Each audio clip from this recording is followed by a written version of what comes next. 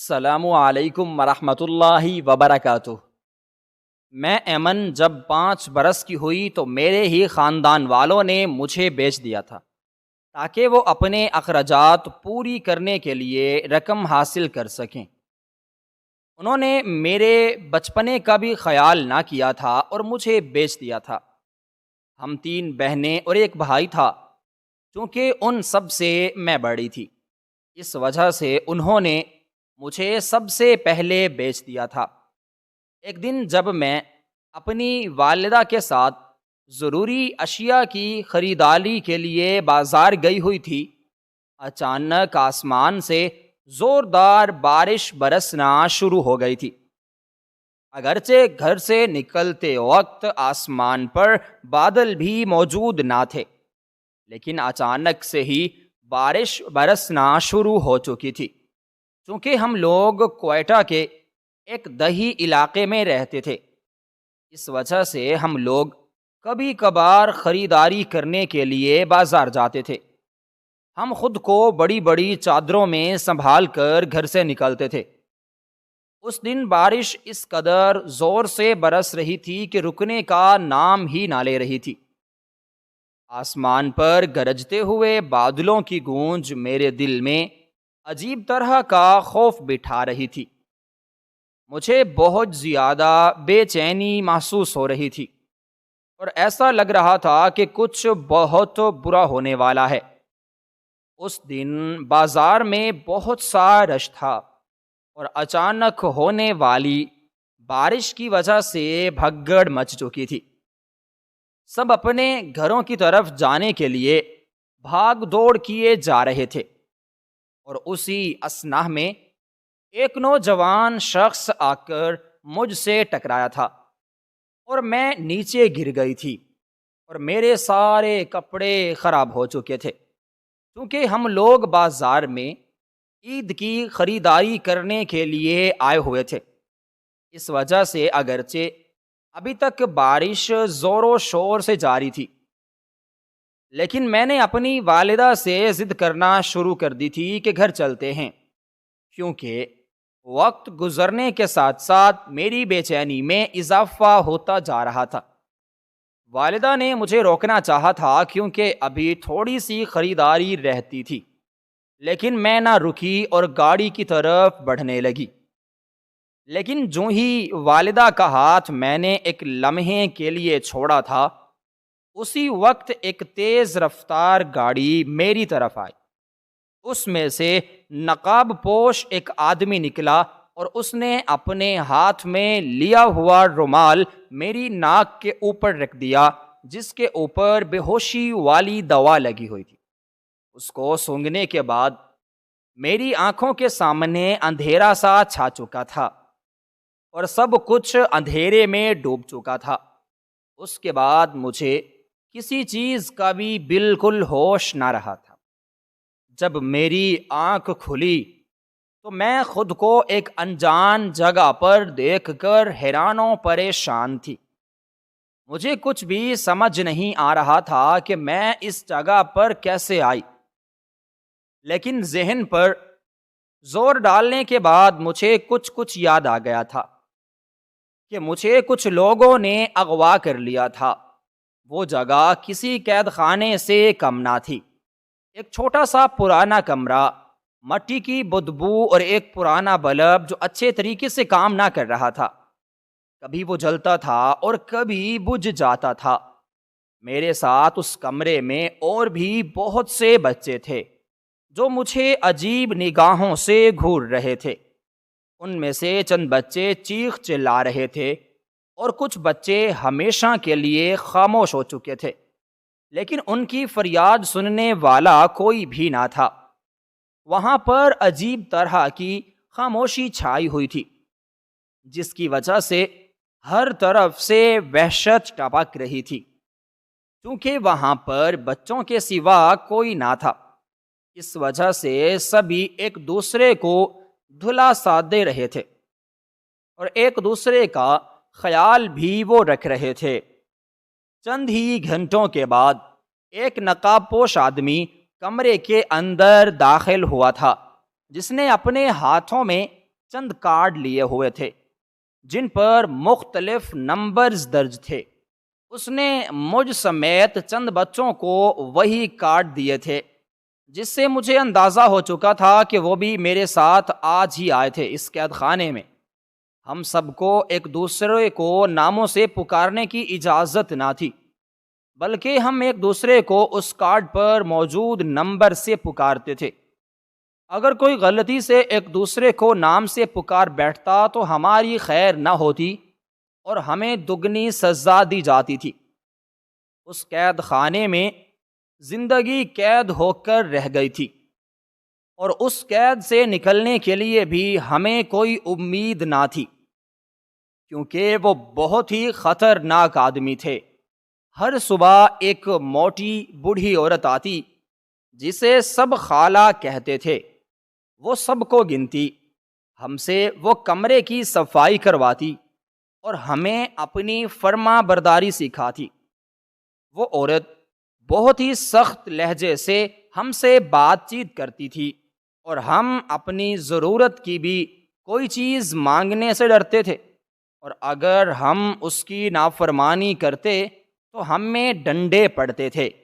ہمارے بال کاٹ دیے گئے تھے تاکہ ہماری پہچان اچھی طرح ہو جائے۔ وہ ہماری شناخت کو تبدیل کر رہے تھے تاکہ کبھی بھی کوئی ہمیں پہچان نہ سکے۔ وہ سارا دن ہم سے کام کرواتے تھے۔ اگر کوئی ہم میں سے تھک ہار کر بیٹھ بھی جاتا تو پھر اس کی خیر نہ ہوتی تھی۔ وہ موٹی عورت ہمارے ساتھ بہت ہی برا سلوک کرتی تھی۔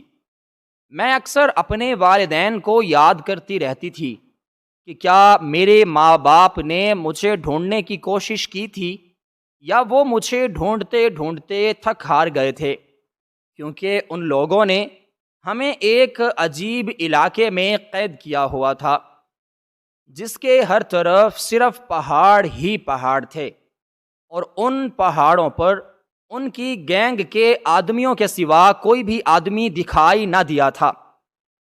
میں اپنے والدین کو یاد کرتے ہوئے راتوں کو روتی تھی، اور اس قید خانے سے نکلنے کے بارے میں سوچ و بچار کیا کرتی تھی۔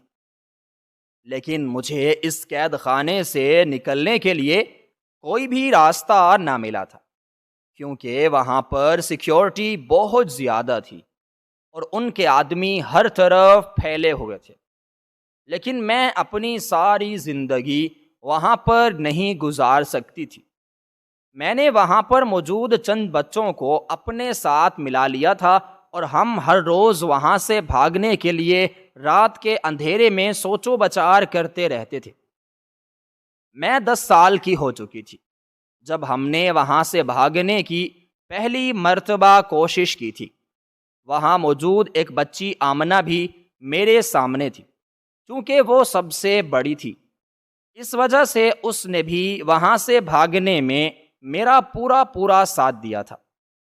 ہم نے رات کے اندھیرے میں ہی، جب ہر طرف خاموشی چھائی ہوئی تھی، وہاں پر موجود ایک لڑکی کھڑی تھی، اور ہم دونوں نے ایک دوسرے کا ہاتھ پکڑ کر کھڑکی سے باہر پھلانگنے کی کوشش بھی کی تھی۔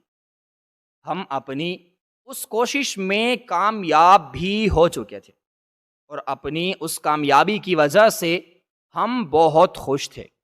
لیکن ہماری یہ خوشی زیادہ دیر قائم و دائم نہ رہی تھی، اور جلد ہی ایک آدمی نے رات کے اندھیرے میں جو وہاں نگرانی کرنے کے لیے موجود تھا، اس نے اپنے ہاتھ میں موجود ایک لالٹین کی مدد سے ہمیں دیکھ لیا تھا، اور جلد ہی ہم دونوں کو پکڑ لیا گیا تھا، اور ہمارے ساتھ انسانوں سے بھی بدتر سلوک کیا گیا تھا۔ وہ لوگ انسان نہ تھے، بلکہ وہ درندوں سے بھی بدتر تھے۔ ان لوگوں نے ہم کو بھاگنے کی سزا دیتے ہوئے اس قدر مارا تھا کہ ہمارا جسم ان کی مار سے ہونے والے درد کو اب تک نہ بھولا تھا، اور ہماری روح کانپ کر رہ گئی تھی۔ انہوں نے مجھے تو کچھ مارنے کے بعد چھوڑ دیا تھا، لیکن انہوں نے آمنہ کے ساتھ بہت ہی برا سلوک کیا تھا۔ وہ اس کو وہ سزا دینے کے لیے الگ تلگ کمرے میں لے گئے تھے، لیکن انہوں نے آمنہ کو مار مار کر نیم مردہ کر دیا تھا، اور مار کھانے کی وجہ سے اس کا سارا جسم اکڑ چکا تھا، اور وہ اس کو مار کھاتے ہوئے میں نے اپنی آنکھوں سے دیکھا تھا۔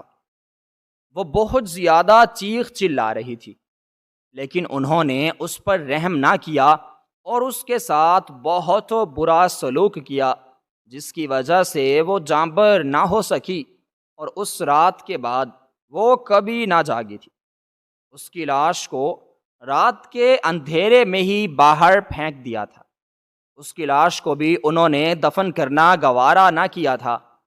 آمنہ کی حالت کو دیکھ کر میں بہت زیادہ ڈر چکی تھی، کیونکہ انہوں نے اس کے ساتھ بہت ہی برا سلوک کیا تھا۔ اگرچہ آمنہ ان کی اپنی بچیوں کی طرح تھی، لیکن پھر بھی انہوں نے اس پر رحم نہ کھایا تھا اور انہیں موت کے گھاٹ اتار دیا تھا۔ آمنہ کی موت نے میرے دل کے اندر ایک ڈر سا بٹھا دیا تھا کہ اس قید خانے سے نکلنا مشکل ہی نہیں بلکہ ناممکن تھا، اور میں نے اسی بات پر سمجھوتا کر لیا تھا اور خود کو میں نے حالات کے دھارے پر چھوڑ دیا تھا، کیونکہ اللہ تعالیٰ کی ذات کے سوا اب میری کوئی مدد نہیں کر سکتا تھا، اور اب میری ساری امیدوں کا مرکز وہی ذات تھی، اور اس کے بعد میں نے کبھی بھی وہاں سے نکلنے کی کوشش نہ کی تھی۔ میں نے سمجھ لیا تھا کہ مجھے اپنی ساری زندگی اس قید خانے میں ہی گزارنی ہے۔ میں خود کو مکمل طور پر کھو چکی تھی اور ایک پتھر کی مورتی بن چکی تھی، جو دوسروں کے حکم پر چلتی، کام کرتی، کھاتی پیتی اور سو جاتی۔ لیکن کہیں نہ کہیں میرے دل میں ایک امید کا چراغ جل رہا تھا کہ کبھی نہ کبھی میرے والدین مجھ کو ڈھونڈ لیں گے اور میں اپنی والدہ کو گلے لگا سکوں گی اور اپنے بہن بھائیوں کو دیکھ سکوں گی، اور یہی بات ہے میری زندگی کا آخری سہارا تھی۔ اسی امید پر ہی میں اپنی زندگی گزار رہی تھی۔ ایک دن وہ ہم سب کو اچھی طرح تیار کر کے ایک بڑی پارٹی میں لے گئے، جو ارینج ہی اسی مقصد کے لیے کی گئی تھی۔ اس پارٹی میں موجود سب لوگ کسی نہ کسی کو خریدنے اور بیچنے کے لیے آئے ہوئے تھے۔ اس پارٹی میں ہر طرف امیر لوگ موجود تھے اور حرام منشیات کو خوشی سے اور جھوم جھوم کر ایک دوسرے سے کہے لگا لگا کر پی رہے تھے۔ وہاں پر بہت سے امیر لوگ عجیب طرح کی منشیات کی طرف پھیلی ہوئی خوشبو اور عجیب نظروں سے گھورتے ہوئے مرد اور عورت ہمیں عجیب طرح سے ہاتھ لگا لگا کر چیک کر رہے تھے، جیسے ہم کوئی مال ہوں، اور ان لوگوں کے لیے در حقیقت ہم ایک مال ہی تھے، جو ان کے لیے سج سنور کر بیٹھے ہوئے تھے اور خود کے بکنے کا انتظار کر رہے تھے۔ وہاں پر موجود ایک امیر شخص نے مجھے نشے میں دھت ہو کر خریدا تھا، لیکن پھر کسی وجہ سے اس نے سودا ملتوی کر دیا تھا، جس کی وجہ سے میری جان بچ گئی تھی۔ لیکن اس پارٹی سے واپس آتے ہوئے میں نے سوچ لیا تھا کہ ایک نہ ایک دن میں اس قید سے بری ہو جاؤں گی، کیونکہ میں نے وہاں سے نکلنے کے لیے مکمل طور پر منصوبہ بنا لیا تھا، کیونکہ میں اپنی پوری زندگی اس قید میں نہیں گزار سکتی تھی۔ اگر وہ شخص خرید لیتا تو میں ایک قید سے نکلنے کے بعد ایک دوسری قید میں قید ہو جاتی۔ اگرچہ یہاں پر میرے ساتھ کچھ اور بچے بھی موجود تھے، لیکن وہاں پر میں اکیلی ہوتی اور وہ انجان آدمی میرے ساتھ کون سا سلوک کرتا۔ لیکن چونکہ اس نے میرا سودا ملتوی کر دیا تھا، اس وجہ سے میری جان بچ چکی تھی۔ لیکن اس رات ہی میں نے فیصلہ کر لیا تھا کہ مجھے وہاں سے بھاگنا ہوگا۔ اگر میں وہاں سے نہ بھاگی تو کبھی بھی میں اس دلدل سے نہیں نکل پاؤں گی، اور میں مزید اس سے زیادہ اس چال میں اپنی زندگی نہیں گزار سکتی تھی۔ میں خود کو بچانا چاہتی تھی، اور میں نے خود کو وہاں سے فرار کرنے کے لیے ہاتھ پاؤں مارنے شروع کر دیے تھے۔ میں نے وہاں موجود آدمیوں پر نظر رکھنا شروع کر دی تھی کہ وہ کب اور کہاں سے آتے ہیں اور کب اور کہاں پر چلے جاتے ہیں۔ ایک رات پہر کمزور ہونے کی وجہ سے میں وہاں سے بھاگنے میں کامیاب ہو چکی تھی، کیونکہ ان لوگوں کی پارٹی تھی اور وہ اپنی پارٹی کو اچھے طریقے سے انجوائے کرتے ہوئے نشے میں دھت ہو کر مگن تھے، اور انہیں کسی اور کا کچھ بھی خیال نہ تھا۔ ننگے پاؤں میں نے دیواروں کو پھلانگنا شروع کر دیا تھا، کیونکہ میں مزید اس قید خانے میں نہیں رہ سکتی تھی۔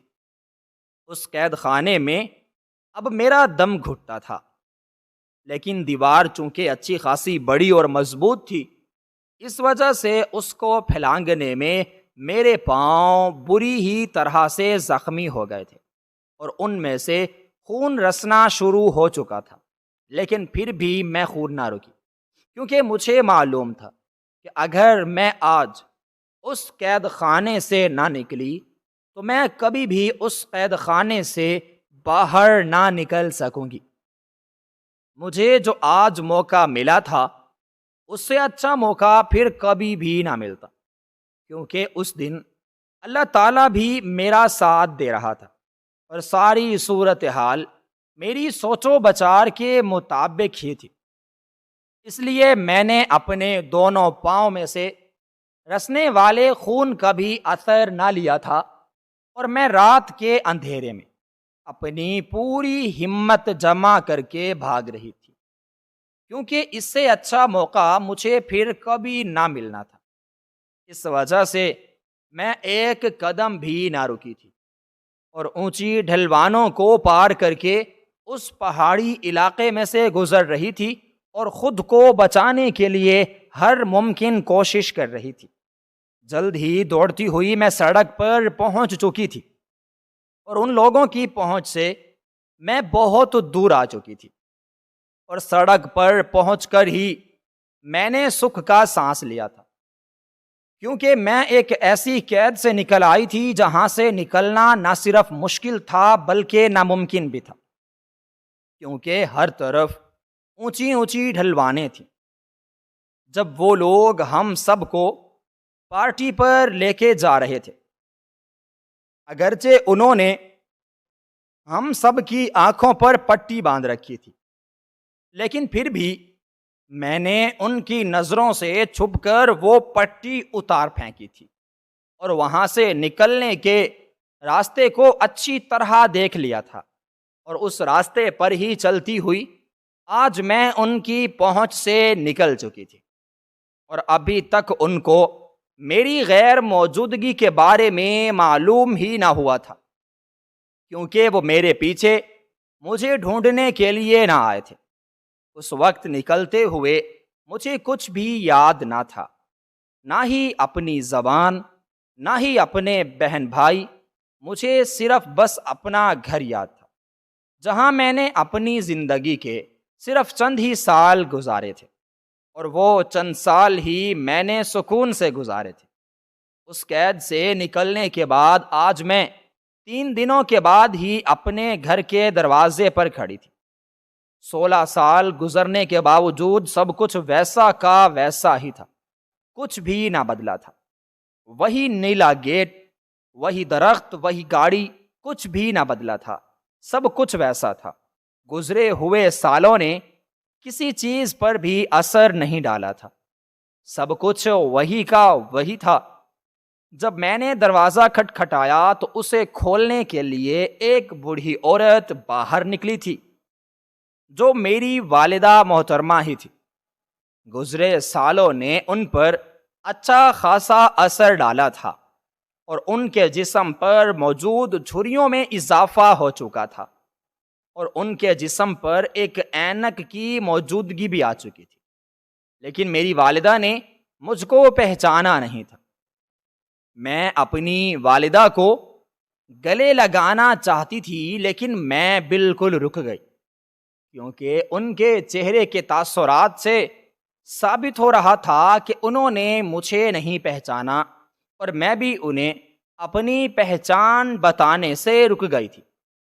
اسی اثناء میں انہوں نے لرزتی ہوئی آواز میں مجھ سے پوچھا کہ ہاں بتاؤ کیا چاہیے تمہیں۔ انہوں نے مجھے نہیں پہچانا تھا، وہ مجھے ایک یتیم اور مدد مانگنے والی سمجھ رہی تھی، کیونکہ میری شکل و صورت کافی عرصہ گزرنے کی وجہ سے تبدیل ہو چکی تھی، اور اچھا خاصا قد کاٹ نکلنے کی وجہ سے مجھے پہچاننا مشکل ہو گیا تھا۔ لیکن انہوں نے اپنے خون کو بھی نہیں پہچانا تھا، اور میں بھی انہیں اپنی پہچان بتانے سے رک چکی تھی، اگرچہ اس وقت جذبات کی شدت کی وجہ سے میرا لہجہ نم ہو چکا تھا۔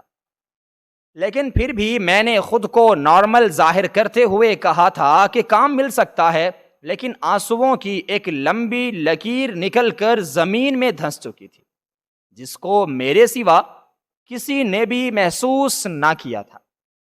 میری والدہ نے میرے پرانے میلے اور پھٹے ہوئے کپڑوں کی طرف دیکھا تھا، لیکن وہ مجھ کو پھر بھی نہ پہچان پائی تھی۔ انہوں نے مجھ سے پوچھا تھا کہ کیا میں اس کے بچوں کو سنبھالنے کے ساتھ ساتھ بھینسوں کی کر سکتی ہوں، تو میں نے ہاں میں سر ہلا دیا تھا، اور وہ مجھے لے کر گھر کے اندر داخل ہو چکی تھی۔ گھر میں کچھ بھی نہ بدلا تھا، سب کچھ ہو بہو وہی ہی تھا۔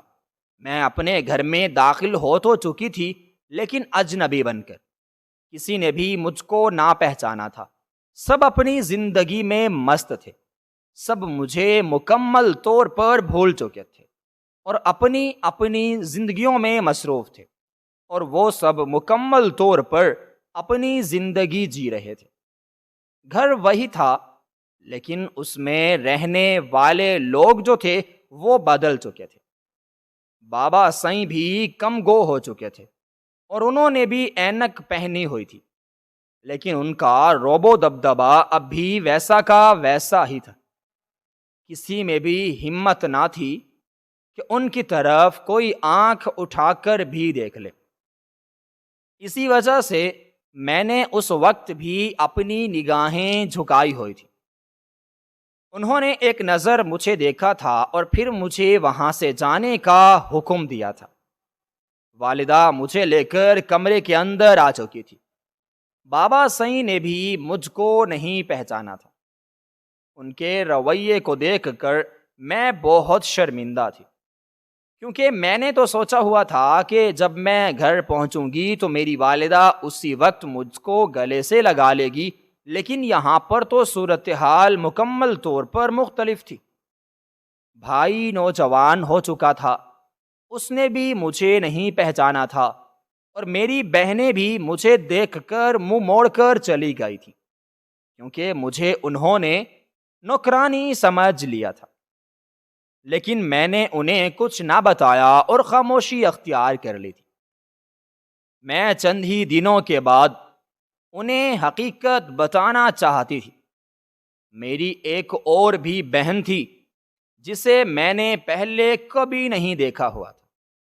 انہوں نے مجھے رہنے کے لیے ایک چھوٹا کمرہ دیا تھا، جس میں میرے ساتھ ساتھ گائیں اور بھینسیں بھی بندھی ہوئی ہوتی۔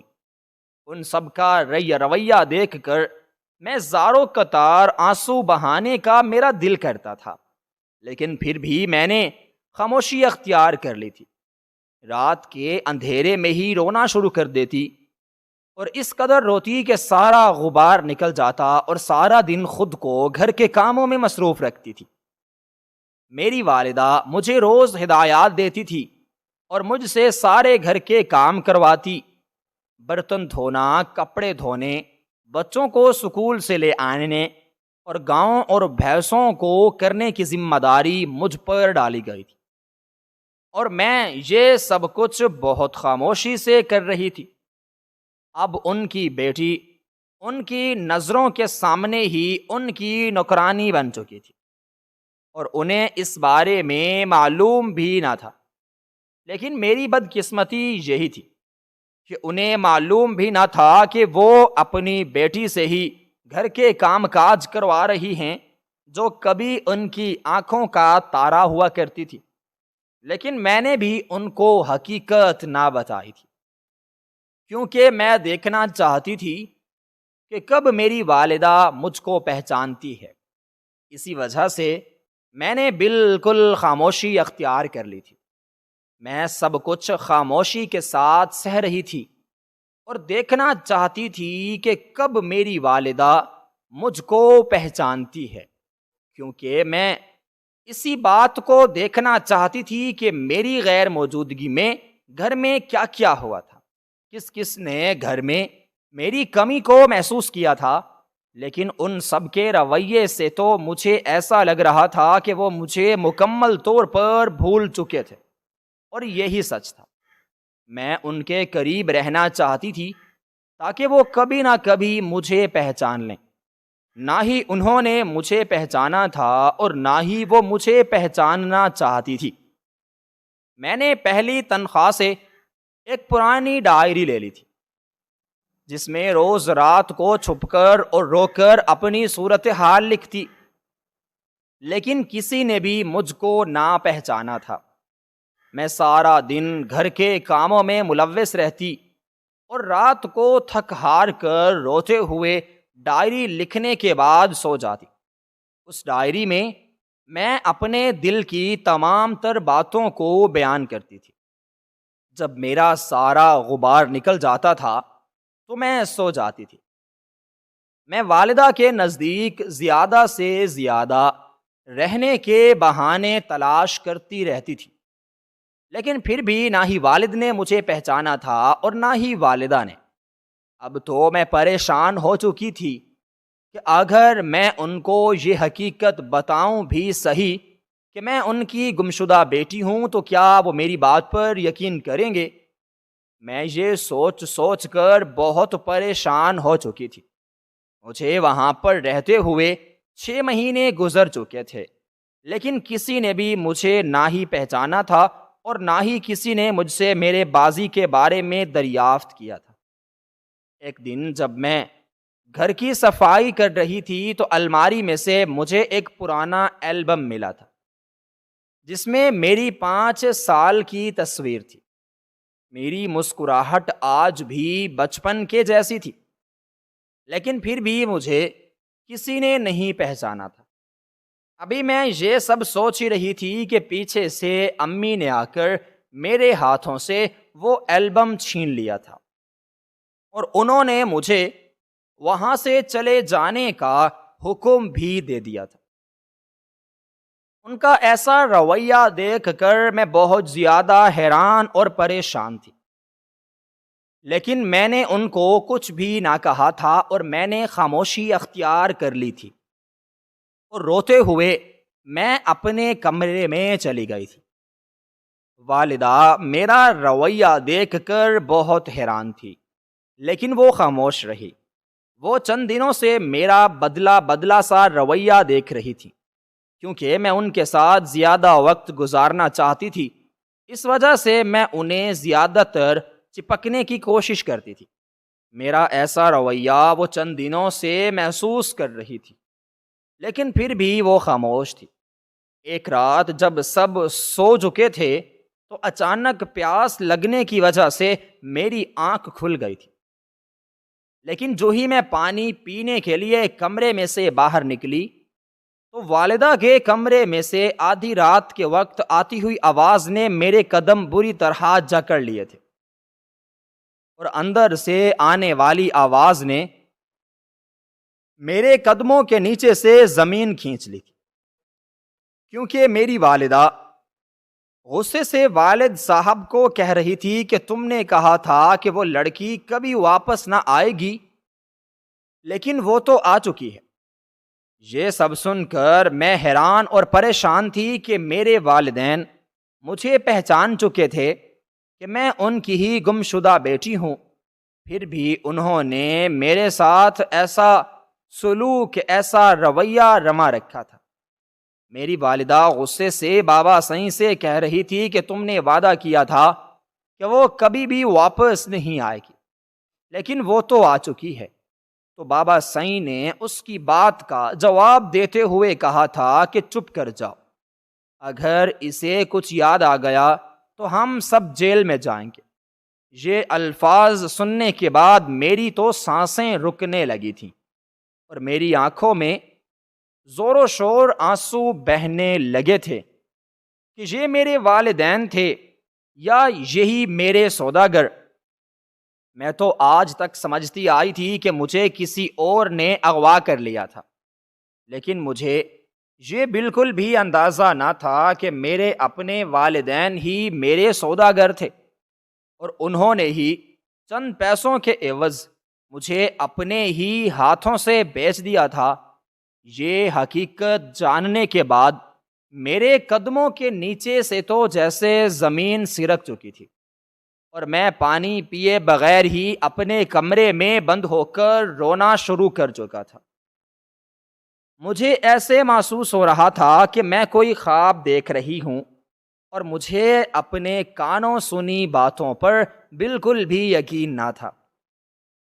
لیکن دوسرے کمرے میں میرے والدین بیٹھے دوبارہ مجھے بیچنے کے بارے میں منصوبہ بندی بنا رہے تھے، لیکن میں سوچ رہی تھی کہ آخر کار ان کو مجھ سے کیا دشمنی ہے اور کس چیز کا بدلہ وہ مجھ معصوم سے لے رہے ہیں۔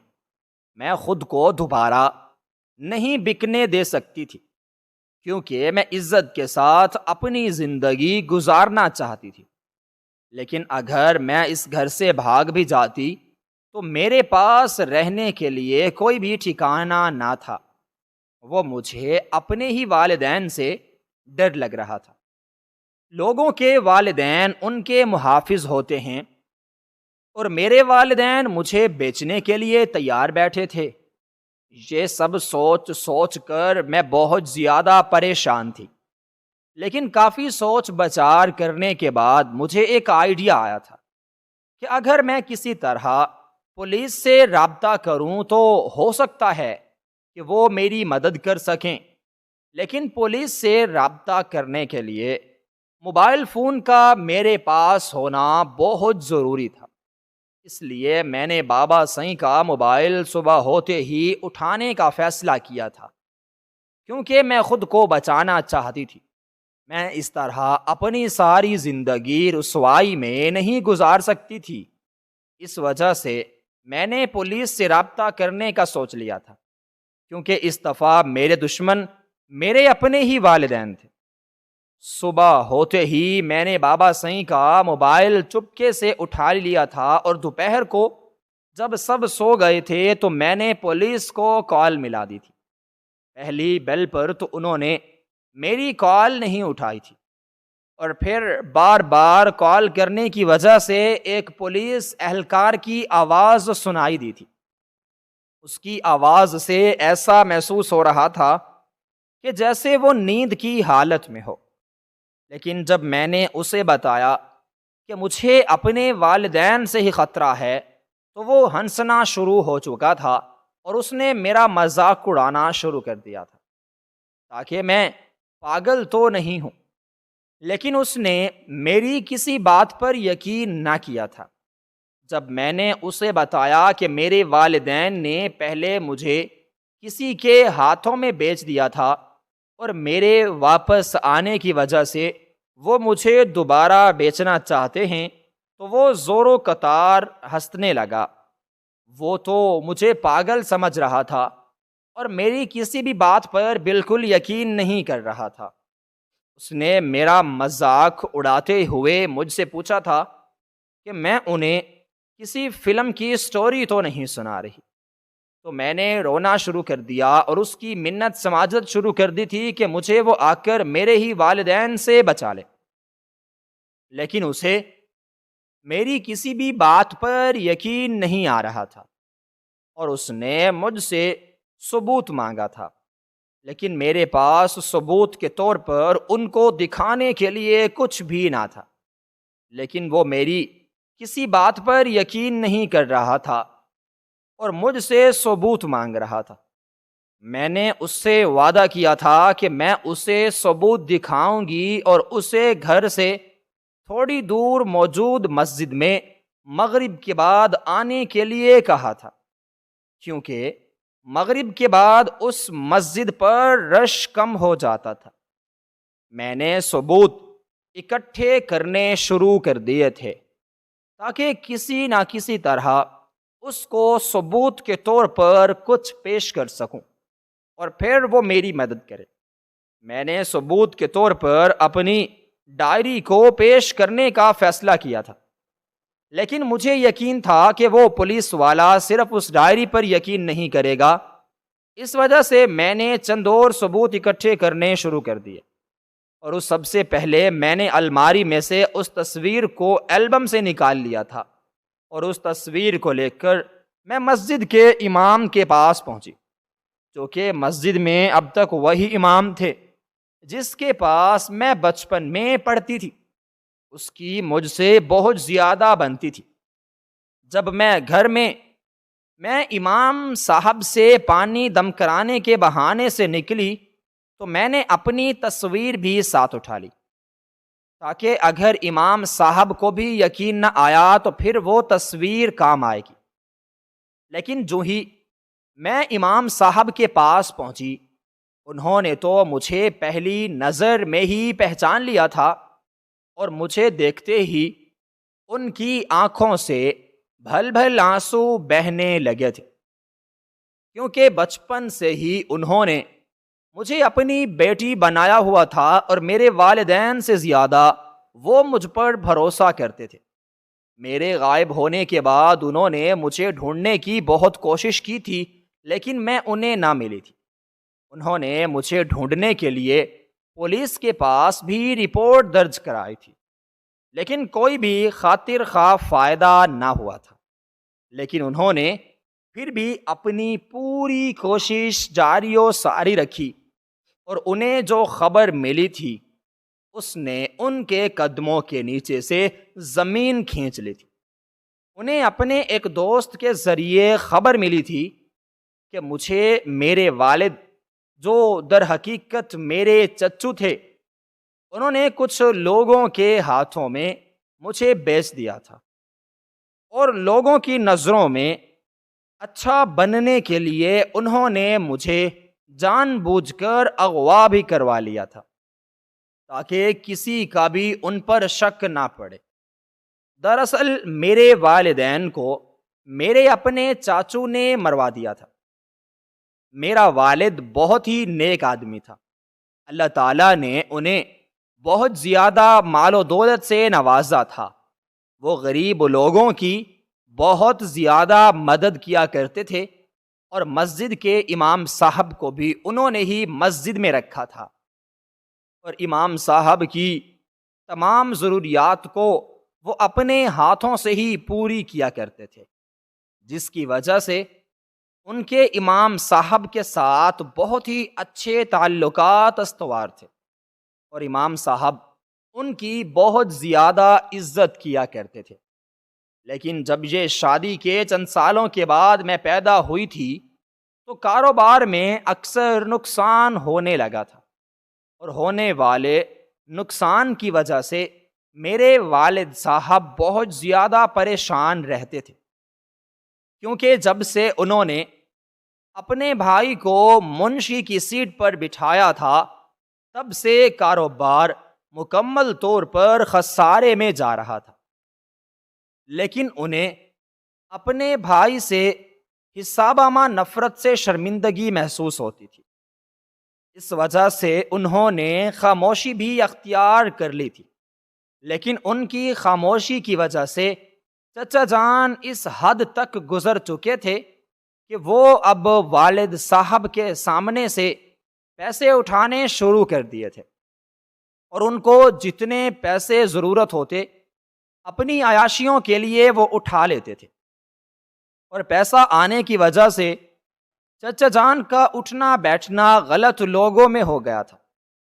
ان لوگوں کی چکنی چپڑی باتوں میں آ کر چچا جان نے لالچ میں آ کر اپنے ہی بھائی کو قتل کروانے کا منصوبہ بنا لیا تھا، اور وہ اپنے اس منصوبے میں کامیاب بھی ہو چکے تھے، کیونکہ چچا جان کو جلد ہی خبر مل چکی تھی کہ میرے والد صاحب اپنی بیٹی اور بیوی کو لے کر سسرال جا رہے ہیں، تو ان کو اس سے اچھا کوئی بھی موقع نہیں مل سکتا تھا، اور انہوں نے اس موقع سے فائدہ اٹھایا تھا اور اپنے کچھ آوارہ اور اوباش دوستوں کے ساتھ مل کر اپنے بھائی پر پتھروں سے حملہ کیا تھا۔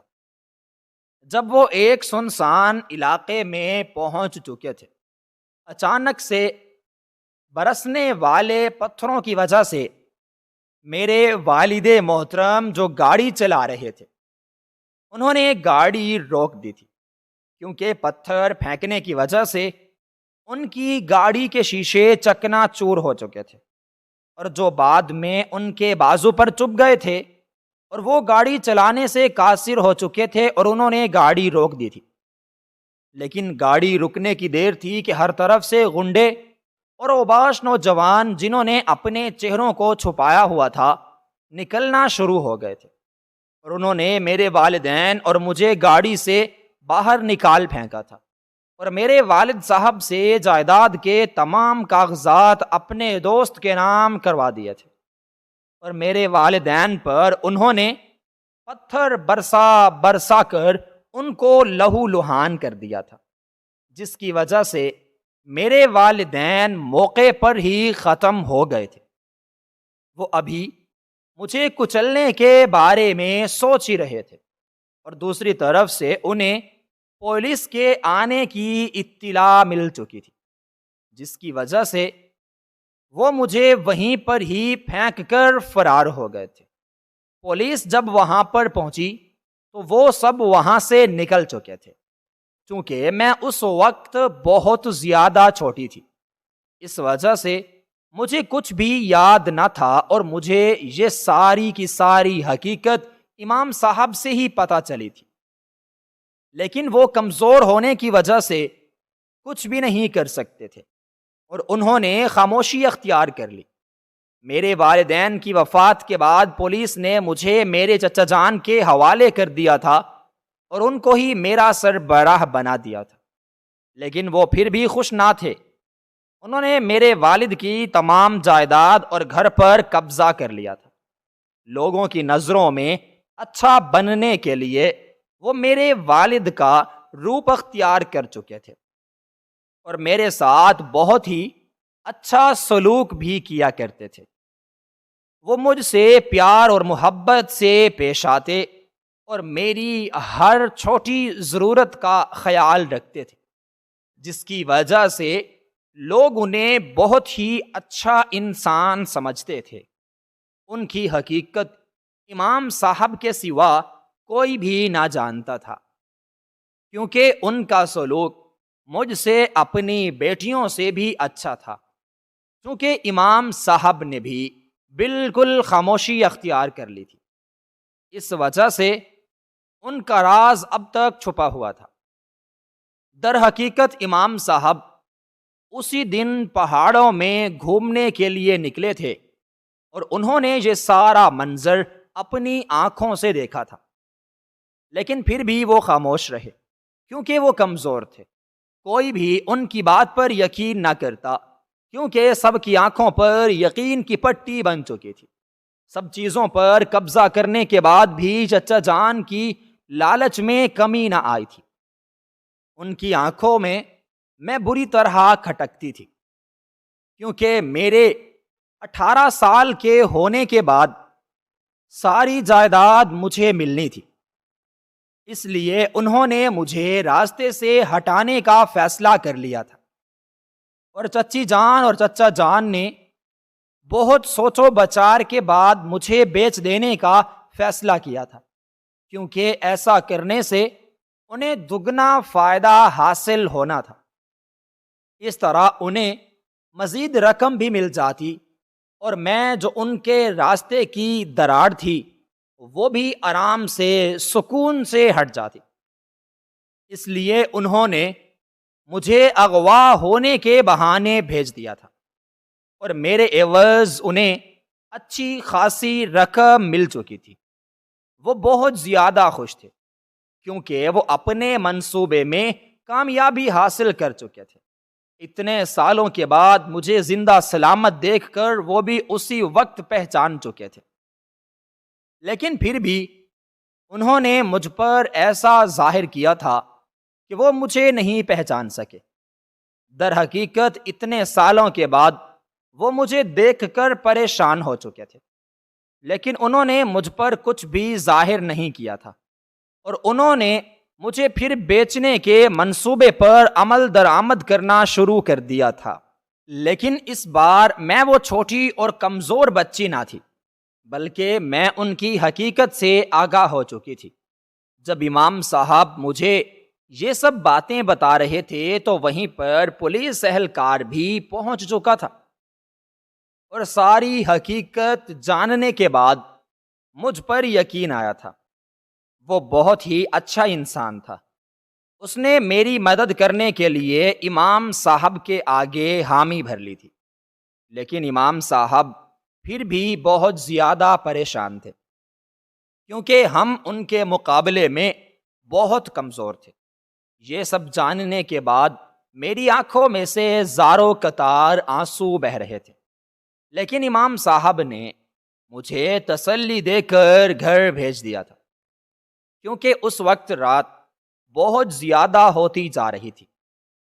جب میں گھر پر پہنچی تھی تو بابا سائیں جو در حقیقت چچا جان تھے، پریشانی کے عالم میں ادھر ادھر گھوم رہے تھے، لیکن مجھے دیکھتے ہی ان کی پریشانی کم ہو چکی تھی کیونکہ در حقیقت وہ میری غیر موجودگی کی وجہ سے پریشان تھے اور انہیں ڈر تھا کہ کہیں ان کے کالے کرتوت دنیا کے سامنے نہ آ جائیں۔ اس وجہ سے انہوں نے جب مجھے دیکھا تو انہوں نے پریشانی کے تاثرات اپنے چہرے سے چھپا لیے تھے۔ وہ مجھے جلد از جلد بیچنا چاہتے تھے، لیکن ان کا دوست چند دنوں کے لیے افغانستان گیا ہوا تھا، اس وجہ سے وہ اپنے منصوبے میں جلد سے جلد کامیاب نہیں ہو پا رہے تھے۔ لیکن چند ہی دنوں کے بعد ان کا دوست واپس آ چکا تھا اور انہوں نے مجھے اغوا کرنے کا منصوبہ بنا لیا تھا، اور ان کے منصوبے کے بارے میں مجھے سب کچھ معلوم تھا۔ اس وجہ سے میں نے پولیس اہلکار کی مدد سے مجرموں کو موقع پر ہی بے نقاب کرنے کا فیصلہ کر لیا تھا۔ ایک رات جب چچی جان نے مجھے جان بوجھ کر دودھ میں نیند کی دوائی کھلانا چاہی تھی تو میں نے اس دودھ کو پینے کی بجائے گرا دیا تھا، لیکن چند منٹوں کے بعد جب چچی جان یہ چیک کرنے کے لیے آئی تھی کہ میں سو چکی ہوں یا نہیں، تو میں نے اپنے منصوبے پر عمل کرتے ہوئے جو امام صاحب میں نے اور پولیس اہلکار نے مل کر بنایا تھا اس پر عمل کرتے ہوئے نیند میں ہونے کا بہانہ کیا تھا، اور آدھی رات کو چچا جان نے اپنے دوست کو گھر میں بلا لیا تھا تاکہ وہ رات کے ہی اندھیرے میں مجھے لے جا کر بیچ دے اور کسی کو بھی ان پر شک نہ ہو۔ لیکن جو ہی وہ اٹھا کر مجھے گاڑی میں لے جا رہے تھے، پولیس کی بھاری نفری نے انہیں ہر طرف سے گھیر لیا تھا اور جلد ہی پولیس والوں نے انہیں اپنے قابو میں کر لیا تھا۔ رات کو اتنا شور اٹھنے کی وجہ سے سب لوگ جاگ چکے تھے اور سب پر چچا جان کی حقیقت کھل چکی تھی۔ وہ کسی کے سامنے سر اٹھانے کر جینے کے قابل نہ رہے تھے۔ ان کی اولاد بھی اس ساری حقیقت سے آگاہ تھی، لیکن وہ سب بھی اپنے والد صاحب کے ساتھ ملے ہوئے تھے۔ پولیس نے انہیں بھی چچا جان کے ساتھ ساتھ گرفتار کر لیا تھا اور انہیں بہت ہی سخت سزا سنائی گئی تھی۔ چچا جان کو عدالت نے عمر قید کی سزا دی تھی اپنے بھائیوں کا قتل کروانے کی وجہ سے، اور بھائی بھی وہ جو اس پر اپنی جان نچھاور کرتا تھا اور اسے کبھی کچھ بھی نہ کہتا تھا، لیکن چچا جان نے لالچ میں آ کر اپنے ہی بھائی کا قتل کرا دیا تھا۔ اگر وہ مجھ سے ساری جائیداد مانگ لیتے تو میں خود ساری جائیداد ان کے حوالے کر دیتی، لیکن انہوں نے ہماری پیٹھ پیچھے چھرا گھونپ دیا تھا۔ چچا جان کو اس کے کیے کی سزا مل چکی تھی، وہ کسی کے بھی سامنے عزت کے ساتھ سر اٹھانے کے قابل نہ رہے تھے اور سب ان پر تھو تھو کر رہے تھے۔ عدالت نے ساری جائیداد جس پر چچا جان نے قبضہ کیا ہوا تھا وہ میرے حوالے کر دی تھی، اور امام صاحب نے اپنی رضامندی اور میری رضامندی جاننے کے بعد جلد ہی میرا نکاح پولیس اہلکار سے کر دیا تھا، جو بہت ہی اچھا تھا اور ایک بہت ہی اچھا شوہر ثابت ہوا تھا۔ میں نے شادی کے بعد اپنے والد کی طرف سے ملنے والی آدھی جائیداد غریبوں میں تقسیم کر دی تھی۔ عدالت نے چچی جان کو 7 سال کی سزا سنائی تھی، لیکن وہ اپنی سزا پوری نہ کر سکی اور جیل میں ہی ایک دن ہارٹ اٹیک کی وجہ سے وفات پا گئی۔